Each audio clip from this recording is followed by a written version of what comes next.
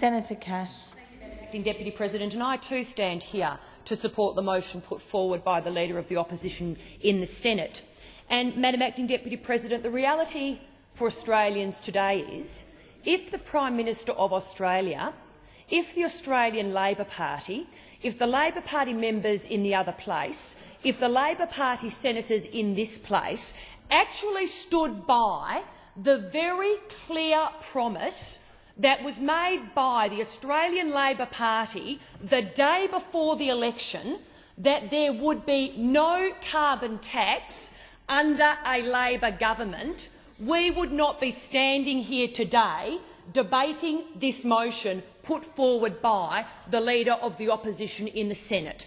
But we are, and we are here for a very, very disappointing reason, because each of the Labor Party members who were elected at the last election, each of the Labor Party senators who were elected at the last election were elected on the basis of a blatant lie. And that lie, the statement that was made by the now Prime Minister of Australia the day before the 2010 election, those words will haunt the Prime Minister to her political grave. In fact, Madam Acting Deputy President, recently I was at a community fair in the electorate of Brand.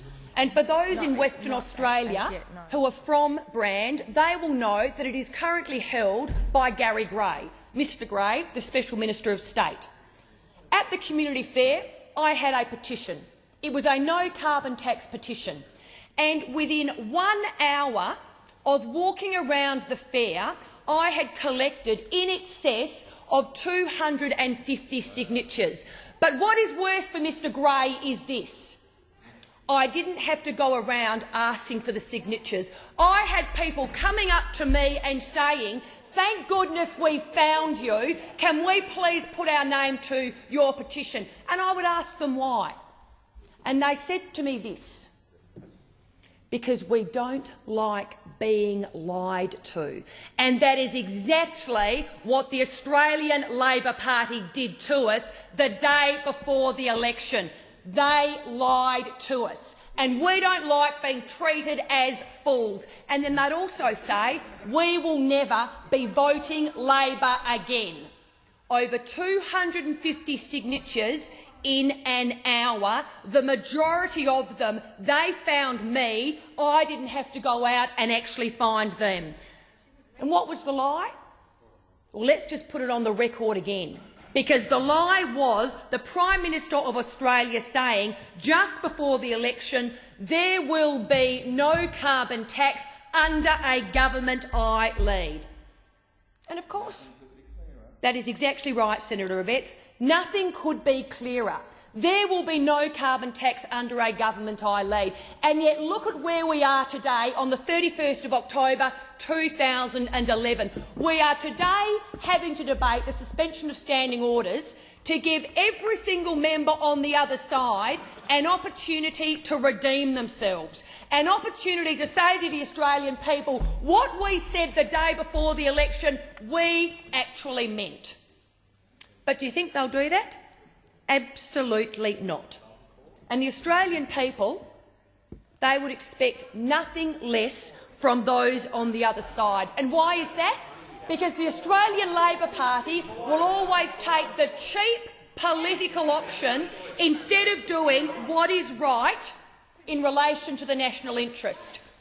This policy that the Labor Party are asking the Senate to vote on is all economic pain for no environmental gain. And that is not senators on this side saying that.